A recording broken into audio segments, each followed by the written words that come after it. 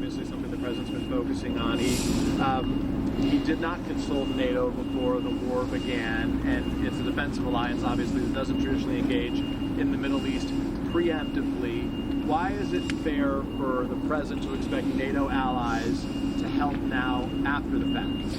NATO allies benefit far more from the reopening of the Strait of Hormuz than the United States does. As you know, thanks to this president's energy agenda, we are a net exporter of oil. We have enough resources here at home for our people, and that's a good thing, thanks to President Trump. The Strait opening is obviously good for America because it will stabilize the global oil industry. It will bring prices down again, but it greatly benefits Europe and our allies in NATO, and the president wants to see them do more. Look, I think you guys know this. One of the president's guiding principles is fairness, and he's long called out NATO for being what he believes sometimes an unfair alliance for the American taxpayer and our American military. You look at the billions of dollars we spend housing U.S. troops on the soil of our NATO ally countries. That's a benefit to them because it serves as a deterrent from our adversaries around the world. If you look at our unfair trade deals with many of our NATO allies, the president and his trade team have obviously worked to rectify those new trade deals with the UK, with the EU.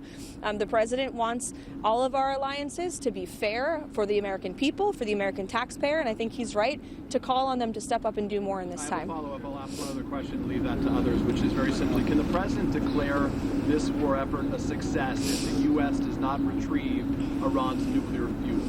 Look, that's something the president has refused to comment on. It's an option on the table for him, but I'm not going to comment on it or take it off the table.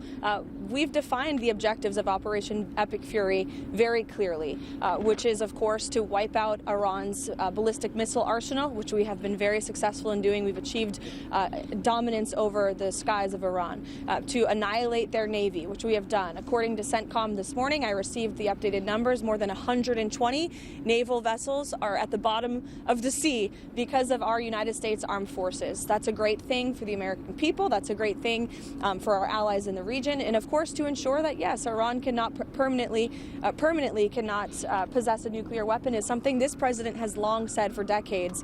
But I'm not going to forecast or remove any future options off the table. Would they still have the ability to produce a nuclear weapon or no? Look, again, we're in a place right now where we're ensuring that Iran can no longer threaten the United States of America, and the United States military is doing a tremendous job at achieving these objectives.